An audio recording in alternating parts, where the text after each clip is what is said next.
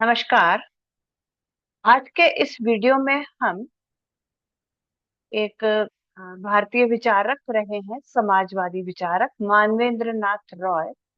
उनके विचारों पर चर्चा करेंगे।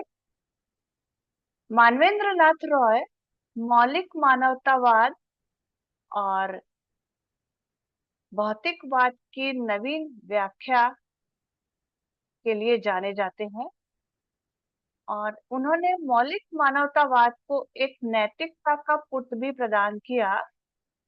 इसके साथ ही व्यक्ति की स्वतंत्रता और समानता का अन्वेषण करके व्यक्ति की गरिमा को आगे बढ़ाया। उन्होंने न केवल नैतिक मूल्यों का पुनर्स्थापन किया, बल्कि साम्यवाद को भी तानाशाही से बचाने का प्रयास किया और दलविहीन लोकतंत्र की चर्चा भी उन्होंने की। दलविहीन लोकतंत्र का विचार भी उन्होंने रखा, जो कि पूर्णतः व्यवहारिक न होकर भी एक बहुत अच्छा विचार है लोकतंत्र की सफलता के लिए। लेकिन उन्होंने जिस तरह से गांधीवाद, ईश्वर, धर्म और राष्ट्रीयता पर प्रहार किए, उसके लिए उनकी बहुत आलोचना की जाती है। इन सभी बातों की चर्चा हम इस वीडियो और इसके जो दूसरा भाग होगा उसमें करेंगे। लेकिन उसके पहले मानवेंद्र नाथ रॉय का जो जीवन परिचय है, थोड़ा सा हम आपको बता दें कि मानवेंद्र नाथ रॉय का जन्म 6 फरवरी आ, आ, 6 फरवरी 1887 में हुआ था, कलकत्ता के निकट एक ग्राम में। इनका प्रारंभिक नाम नरेंद्र नाथ भट्टाचार्य था। ये मानवेंद्र नाथ रॉय का जो नाम है वो उन्होंने, जब यहाँ से वो जावा गए थे क्रांतिकारी गतिविधियों में संलग्न होकर, फिर फिलीपीन गए और वहां से संयुक्त राज्य अमेरिका से होते हुए जब मैक्सिको पहुंचे, तो वहां उन्होंने ये नाम धारण किया था, क्योंकि ये आशंका थी कि उन्हें गिरफ्तार कर लिया जाएगा और जेल में डाल दिया जाएगा, क्योंकि ये क्रांतिकारी गतिविधियों में संलग्न होते हुए भारत से निकल गए थे और विभिन्न देशों में भ्रमण कर रहे थे। तो मैक्सिको में बस गए कुछ समय के लिए, वहां उन्होंने विवाह भी कर लिया और नाम भी बदल लिया, मानवेंद्र नाथ रॉय। उसके बाद ये घटना जो है 1918-20 की है। उसके बाद वे 1928 तक मैक्सिको में साम्यवादी गतिविधियों में संलग्न रहे। मैक्सिको में उन्होंने एक साम्यवादी दल की भी रचना की थी, दल का गठन किया था और सोवियत संघ से वे लगातार संपर्क में रहे थे। सोवियत संघ की यात्रा भी उन्होंने की थी विभिन्न समयों पर।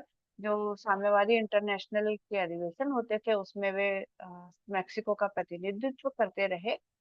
लेकिन बाद में पहले लेनिन और बाद में स्टालिन के साथ उनके कुछ मतभेद हो गए, तो उन्होंने फिर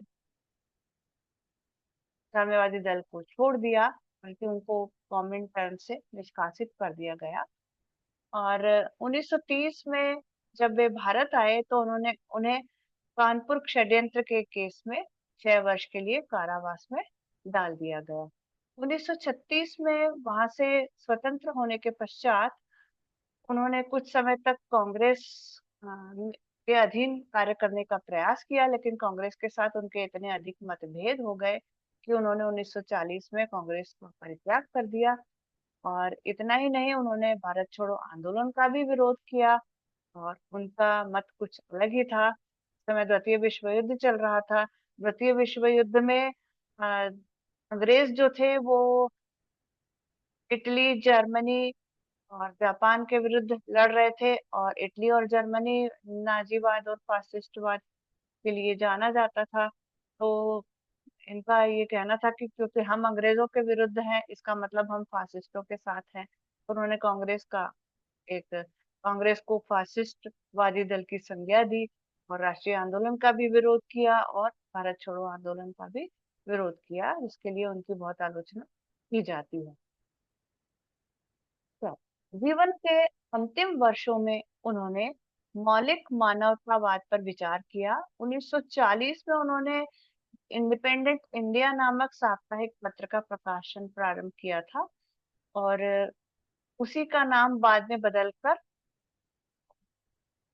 रेडिकल ह्यूमनिस्ट रख दिया गया। और इसी पत्रिका के माध्यम से उन्होंने संगठित लोकतंत्र या मौलिक लोकतंत्र और मौलिक मानवतावाद या नवीन मानवतावाद का प्रतिपादन किया था। हाँ, अब रॉय के जो विचार हैं उनके विकास को अगर हम देखें तो उनके विचार काफी परिवर्तनशील रहे हैं। वैसे हमारे भी विचार आयु के अनुसार परिवर्तित होते रहते हैं, लेकिन मानवेंद्र नाथ रॉय के विचारों में जो परिवर्तन हमें देखने को मिलता है वो बहुत अधिक है। और उनके इस वैचारिक परिवर्तन चक्र को एलपी सिन्हा ने पांच आ, आ, 5 चरणों में विभाजित किया है। पहला है रोमांटिक क्रांतिकारी 1912 से 16। दूसरा है रूढ़िवादी मार्क्सवादी 1916 से 30। तीसरा है अरूढ़िवादी मार्क्सवादी 1930 से 36। चौथा है मौलिक लोकतंत्रवादी रेडिकल डेमोक्रेटिक 1940 से 46।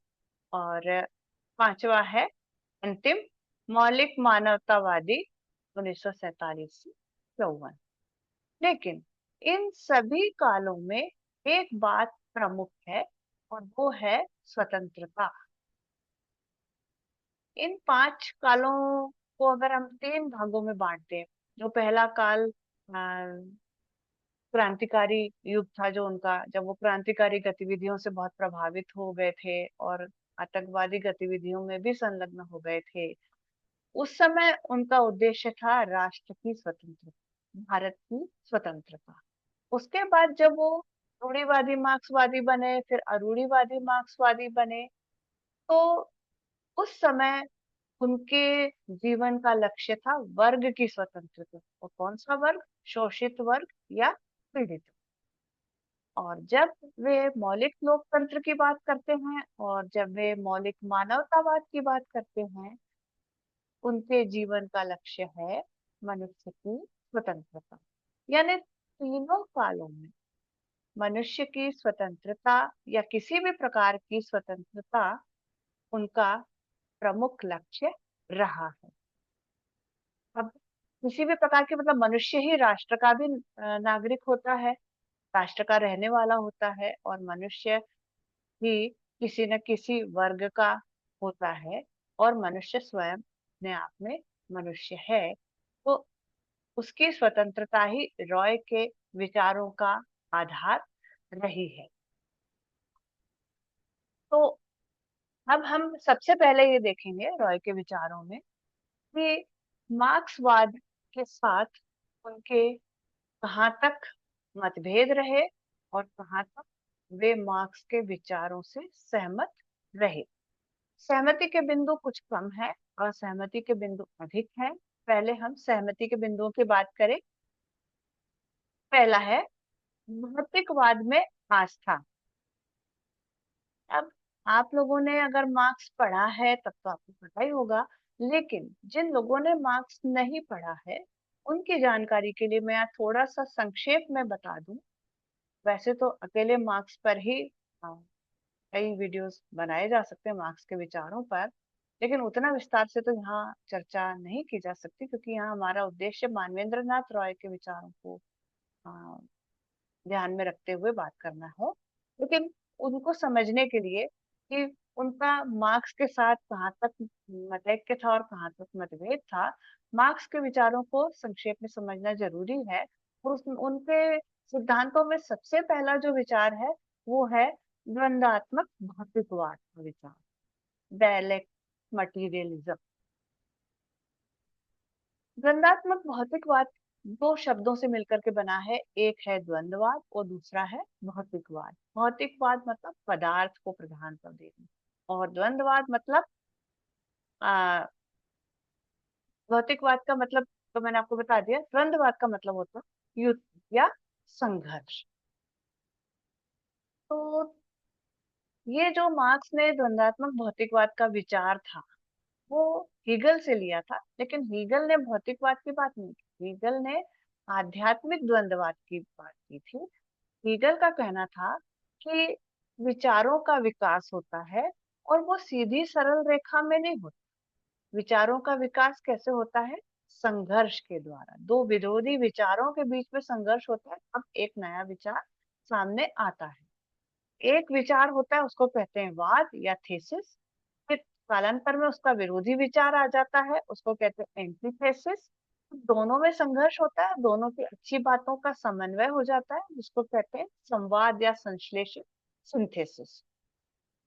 तो जैसे सच बोलना चाहिए, ये एक थेसिस है। उस समय बाद आएगा नहीं, हर परिस्थिति में सच बोलने से फायदा नहीं होता, झूठ भी बोलना चाहिए। फिर दोनों में संघर्ष होगा, एक कहेगा नहीं सच बोलना चाहिए, दूसरा कहेगा नहीं झूठ बोलना चाहिए। दोनों में जब संघर्ष होता है, अब तीसरी बात सामने आती है कि सच तो बोलना चाहिए, लेकिन ऐसा सच नहीं बोलना चाहिए जिससे किसी का नुकसान हो जाए। तो इस तरह से ये एक तरफ एक एग्जाम्पल था आप लोगों को समझाने के लिए। हीगल ने ये प्रतिपादित करने का प्रयास किया कि जो विकास होता है वो विचारों का होता है, और बाकी जो भौतिक परिस्थितियां हैं, राजनीतिक संस्थाएं हैं, वो सब इसके अनुसार परिवर्तित होती रहती है। पहले मनुष्य के मस्तिष्क में ये सारी बातें आती है, और उसके हिसाब से फिर वो बाकी चीजों को परिवर्तित करने का प्रयास करता है। मार्क्स का कहना था कि नहीं, ऐसा नहीं होता। उन्होंने कहा मैंने हीगल के द्वंद्ववाद को सिर के बल खड़े पाया और मैंने उसे पैरों के बल खड़ा कर दिया। तो उन्होंने कहा कि नहीं, वे तो आ, पदार्थ का विकास होता है, विचारों का विकास नहीं होता है। उन्होंने गेहूं के दाने का उदाहरण दिया, तो गेहूं का दाना एक वाद है। जब हम उसको बोते हैं, उसको बराबर पानी देते हैं, खाद देते हैं, उसकी सिंचाई करते हैं, उसकी देखभाल करते हैं, फिर पौधा उत्पन्न होता है, वो होता है प्रतिवाद। फिर उसमें जब गेहूं की बाली आ जाती है, वो होता है संवाद। और फिर कालांतर में यही फिर वाद बन जाता है, यानी गेहूं की बाली में से जब बीज निकलता है तो फिर वापस वही वाद हो जाता है। फिर उसको हम बोते हैं, उसका प्रतिवाद उत्पन्न होता है, फिर दोनों के समन्वय, फिर संवाद।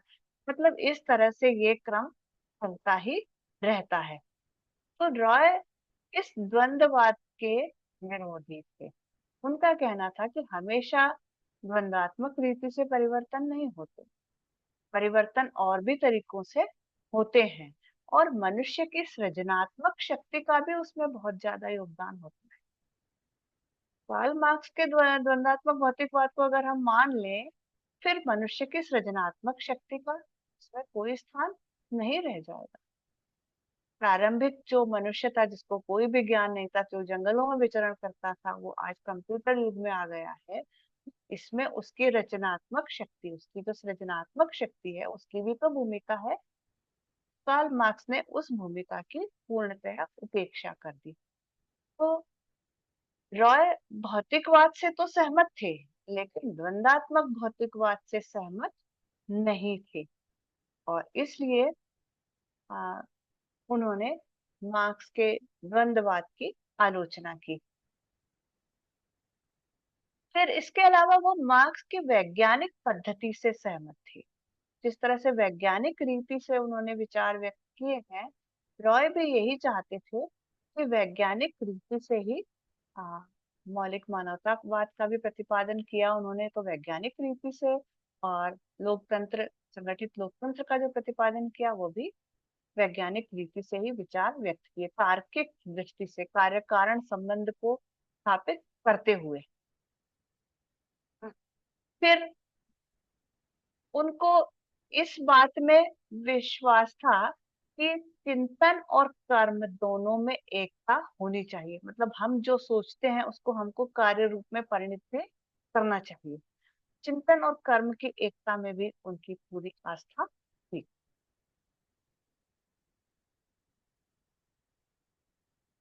फिर मार्क्स का जो मूल लक्ष्य है, मूल लक्ष्य क्या था? शोषितों का कल्याण करना। रॉय का भी मूल लक्ष्य था शोषितों का कल्याण करना। तो इस दृष्टि से दोनों के विचार समान थे।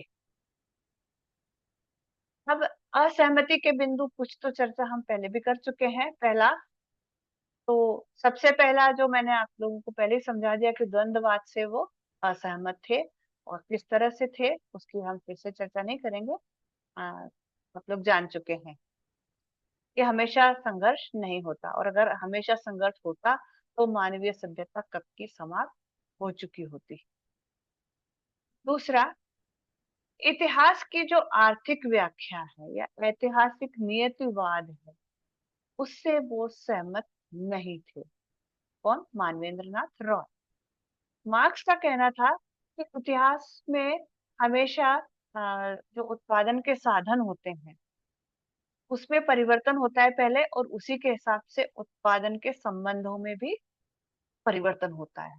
जैसे अगर उत्पादन बाग की चक्की से होता है तो उस समय के उत्पादन के संबंध कुछ और होते हैं, और यदि वही उत्पादन बिजली पे चलने वाली चक्की से होता है तो फिर उत्पादन के संबंध कुछ और होते हैं। पहले उत्पादन के साधनों में परिवर्तन होता है, उत्पादन की तरीकों में परिवर्तन होता है, और बाकी सारी जो संस्थाएं हैं, राजनीतिक संस्थाएं हैं, सामाजिक संबंध हैं, वर्गों का ये नाम है, वर्गों की जो स्थितियां हैं, उसी के परिणाम स्वरूप परिवर्तन होती हैं। और इतिहास में जितने भी परिवर्तन हुए हैं वे आर्थिक कारकों से ही हुए हैं, ऐसा मार्क्स का कहना था। लेकिन मानवेंद्र नाथ राय का कहना था कि ऐसा नहीं है। इतिहास में दो समानांतर धाराएं चलती रही हैं, एक वैचारिक और दूसरी भौतिक। तो हम वैचारिक धारा को भी उतना ही महत्व प्रदान करें जितना कि भौतिक धारा को महत्व प्रदान किया है मार्क्स ने। फिर मनुष्य की जो सृजनात्मक शक्ति है उसका भी इतिहास के निर्धारण में योगदान रहा है। इतना ही नहीं, कुछ संयोगवश परिवर्तन भी हुए हैं, कुछ अनायास परिवर्तन भी हुए हैं, उनका भी इतिहास में योगदान रहा है। तो इसलिए ये नहीं कहा जा सकता कि इतिहास का निर्धारण केवल आर्थिक कारकों से ही हुआ है या केवल उत्पादन के जो तरीके हैं, उत्पादन के संबंध है, उनमें परिवर्तन के कारण हुआ है। ऐसा नहीं है। तीसरा, वर्ग संघर्ष के समाजशास्त्र से भी असहमत थे कि जैसे मार्क्स का कहना था कि शुरू से हमेशा दो वर्ग रहे हैं, एक शोषक और दूसरा शोषित। नाम अलग अलग रहे हों, पहले वो स्वामी और दास थे, बाद में जमींदार और किसान बन गए, बाद में पूंजीपति और श्रमिक हो गए। तो नाम बदलते रहे, लेकिन मूल में बात वही थी कि एक शोषक वर्ग था, दूसरा शोषित था, और उन दोनों के बीच, दोनों के हित अलग अलग थे, इसलिए दोनों के बीच में हमेशा संघर्ष बना रहा। लेकिन मानवेंद्र नाथ राय का कहना है कि अगर यही संघर्ष ही प्रधान होता, सिर्फ और सिर्फ संघर्ष ही होता, तो फिर मानवीय सभ्यता कब की समाप्त हो चुकी होती। केवल संघर्ष नहीं होता है, बल्कि सहयोग भी रहा है और आगे भी रहेगा। तो इससे भी वो असहमत थे, संघर्ष वाली धारणा से। फिर मध्यम वर्ग के संबंध में जो मार्क्सवादी दृष्टिकोण था उससे भी अ, रॉय सहमत नहीं थे। मार्क्स का कहना था कि मध्यम वर्ग तो कभी बहुत ज्यादा शक्तिशाली रहा ही नहीं है, और अंत में धीरे धीरे मध्यम वर्ग का लोप हो जाएगा। उनका तो ये भी था कि श्रमिक सब मिलकर के क्रांति करेंगे तो पूंजीवाद का भी अंत हो जाएगा, मध्यम वर्ग तो रहेगा ही नहीं, सिर्फ और सिर्फ एक ही वर्ग रहेगा, सर्वहारा वर्ग, डिक्टेटरशिप ऑफ प्रोलेटारिएट, या सर्वहारा वर्ग का अधिनायकवाद स्थापित होगा। तो रॉय इस बात से सहमत नहीं थे। उनका कहना है कि मध्यम वर्ग तो और शक्तिशाली होता जा रहा है। फिर आ, सर्वाधिकारवाद के हमेशा वो विरोधी थे, टोटलिटेरियन स्टेट के बिल्कुल विरोधी थे। उनका जो मूल लक्ष्य था, शुरू में ही मैं आपको बता चुकी हूँ, स्वतंत्र, मनुष्य की स्वतंत्रता उनका मूल लक्ष्य थी। फिर मार्क्सवादी दर्शन में मानवीय तत्व की उपेक्षा की गई है। उनका कहना था कि मनुष्य जो है, मार्क्स के अनुसार, जो इतिहास में जो परिवर्तन हो रहा है और उसके कारण जो उसकी स्थिति है, बस उसके अधीन है। उसकी अपनी कोई इच्छा नहीं है। उन्हें उत्पादन के संबंध परिवर्तित हुए, उत्पादन का तरीका परिवर्तित हुआ, तो उसका नाम दास से लेकर के किसान हो गया, फिर बाद में किसान से श्रमिक हो गया, और बस। तो ये इसका मतलब स्वतंत्रता तो कहीं भी नहीं है। इसका मतलब तो ये हुआ कि मनुष्य जो है वो हमेशा पराधीन ही रहा है। तो इसलिए वो इस बात से असहमत थे। मतलब मानवीय तत्व की उपेक्षा की गई है, मनुष्य को समाज की बलि वेदी चढ़ा दिया गया है। मनुष्य की स्वतंत्रता को समाज की बलि वेदी पर अ, चढ़ा दिया गया है। फिर है, मार्क्सवादी दर्शन में नैतिकता के लिए कोई, सिर्फ भौतिक रूप से ही वो विचार करते हैं, मानवीय मूल्यों का उसमें कोई स्थान नहीं है। मनुष्य में जो नैतिकता होनी चाहिए उसका उसमें कोई स्थान नहीं है।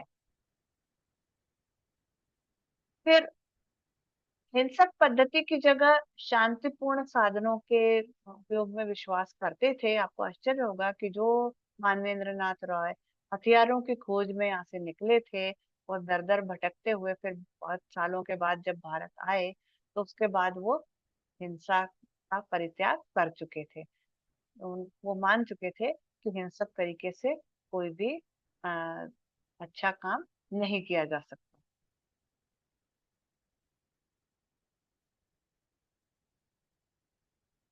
तो ये तो था मार्क्स के साथ जो उनके मतभेद थे, उनकी चर्चा। अब हम रॉय का जो प्रमुख सिद्धांत है, मौलिक मानवतावाद या नवीन मानवतावाद, जिसकी जिसको सृजन उन्होंने जीवन के अंतिम 7 वर्षों में किया था, उसकी बात करें तो आ, उनका कहना था कि जो उनका मानवतावाद है वो मौलिक है, वो नवीन है। तो ऐसा तो नहीं था कि सिर्फ मानवेंद्र नाथ रॉय ने ही मानवतावाद का प्रतिपादन किया हो, ऐसा तो नहीं था। रॉय के पहले भी कई विचारकों ने मानवीय पर विचार किया है, मानवतावादी विचारक रहे हैं, प्राचीन काल में भी रहे हैं। और आधुनिक भारतीय विचारकों में टैगोर, महात्मा गांधी, राजा राम मोहन रॉय, विवेकानंद, सभी मानवतावादी विचारक रहे हैं। मानवतावाद पर उन्होंने भी अपने विचार व्यक्त किए हैं। लेकिन रॉय का कहना था कि पहले वाले जो विचारक थे, उन्होंने मानवतावाद की चर्चा आध्यात्मिकता को लेकर के की, और अभी वाले जो विचारक हैं वे भी मनुष्य को अति प्राकृतिक सत्ता से मुक्त नहीं समझ पाए। लेकिन रॉय ने जिस मानवतावाद की चर्चा की है, उसमें मनुष्य आ, किसी अति प्राकृतिक सत्ता के अधीन नहीं है। रॉय ऐसा मानते हैं कि मनुष्य किसी भी अति प्राकृतिक सत्ता के अधीन नहीं है, बल्कि वो अपने भाग्य के स्वयं निर्माता है। तो इसलिए उनके जो मौलिक मानवतावाद है, उसकी मूल मान्यताएं जब हम समझ लेंगे तो हम उसको और अच्छे से समझ सकते हैं। पहला है, मानव संपूर्ण जीवन का आधार है और मानव प्रत्येक वस्तु का आधार है। ये दो अलग अलग बातें हैं। मानव संपूर्ण जीवन का आधार का मतलब ये है कि हमारे जीवन का जो एक केंद्र है वो सिर्फ मनुष्य ही है। और दूसरी बात जो है कि संपूर्ण वस्तुओं का जो मूल है वो मनुष्य है। तो उसका मतलब भी ये है कि मनुष्य जो है वो किसी प्राकृतिक सत्ता के अधीन, किसी अति प्राकृतिक सत्ता के अधीन रह करके काम नहीं करता। और कोई अति प्राकृतिक सत्ता है भी नहीं जो मनुष्य को बदल सके, कि जैसे हम कहते हैं कि वो उसने ऐसा व्यवहार किया, उसकी ग्रह दशा खराब होगी। ऐसा नहीं है। कोई भी ग्रह, भले ही उनका हम अध्ययन कर लें, लेकिन वो हमारे चरित्र को बदल नहीं सकते। हमारे चरित्र को अगर बदलना है तो वो हम स्वयं बदल सकते हैं, कोई ग्रह दशा उसको बदल नहीं सकती। तो इसका मतलब कि हर वस्तु का मूल जो है वो मनुष्य है, कोई अति प्राकृतिक शक्ति नहीं है। और हर विचार का आधार जो है वो मनुष्य है। दूसरी बात, मानवीय बुद्धि और विवेकवाद में विश्वास। जो राय का मौलिक मानवतावाद है वो ये मान करके चलता है कि मनुष्य एक बुद्धिमान प्राणी है, विवेकशील प्राणी है। इसलिए वो केवल अपने बारे में नहीं सोचता बल्कि दूसरों के बारे में भी सोचता है। और यही बात उसे पशुओं से भिन्न करती है। तो मनुष्य की बुद्धि में उनकी पूरी आस्था थी, मनुष्य के विवेक में उनकी पूरी आस्था थी। लेकिन ये भी वो मानते थे कि कुछ बातें हैं जिसके कारण मनुष्य का नैतिक पतन हो रहा है और नैतिक मूल्य जो है वो खोता जा रहा है। तो हमारे सामाजिक, आर्थिक और राजनीतिक जीवन में इन नैतिक मूल्यों के पुनर्स्थापन की आवश्यकता है।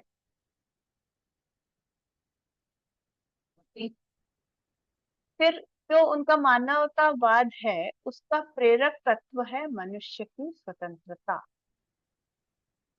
मनुष्य जो है उसको स्वतंत्र होना चाहिए, वो किसी भी प्रकार के बंधन से मुक्त होना चाहिए। और ऐसा करते समय वो इस बात में विश्वास करते हैं कि यदि मनुष्य को स्वतंत्र छोड़ दिया जाए तो वो किसी प्रकार का गलत काम नहीं करेगा, क्योंकि एक बौद्धिक प्राणी है, विवेकशील प्राणी है। तो और नैतिक मूल्यों से युक्त है, इसलिए वो कोई गलत काम नहीं करेगा। इसलिए उन्होंने मनुष्य की निर्बाध स्वतंत्रता का समर्थन किया। उनका कहना था कि राज्य को भी ऐसे कानून बहुत कम से कम बनाने चाहिए जो मनुष्य की स्वतंत्रता को बाधित करें। फिर उनका उनकी जो नैतिकता थी वो धर्मनिरपेक्ष थी। तो आप समझ लें कि नैतिकता तो जरूरी है लेकिन वो किसी धर्म पर आधारित नहीं होनी चाहिए। आप अच्छा आचरण क्यों करते हैं उसका कारण ये नहीं होना चाहिए कि आपको आगे चल के ईश्वर को उसके लिए जवाब देना होगा, या किसी अति प्राकृतिक सत्ता को या अति मानवीय सत्ता को जाकर के आपको जवाब देना होगा मृत्यु के बाद, इसलिए आप अच्छा काम कर रहे हैं। बल्कि आप अच्छा काम इसलिए कर रहे हैं क्योंकि ऐसा करना अच्छा है, हम न केवल हमारे लिए बल्कि समाज के लिए। तो उनकी जो नैतिकता थी वो धर्म पर आधारित नहीं थी बल्कि धर्मनिरपेक्ष नैतिकता की बात उन्होंने की थी। फिर रॉय जो थे वो राष्ट्रवाद के विरोधी थे।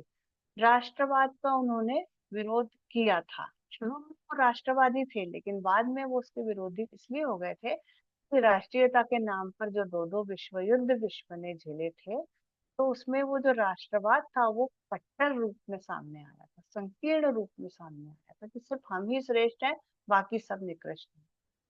तो इस बात के वो विरोधी थे और इसीलिए उनका कहना था कि जो विश्व उनका जो अंतिम उद्देश्य था वो एक ऐसी विश्व सरकार की स्थापना करना था जिसमें सहकारिता के आधार पर सभी मनुष्यों के संगठन रहे। तो राष्ट्रीयता से मुक्त, राष्ट्रीय राज्यों से मुक्त विश्व सरकार की उन्होंने कल्पना की थी। तो ये तो था रॉय का मौलिक मानवतावाद।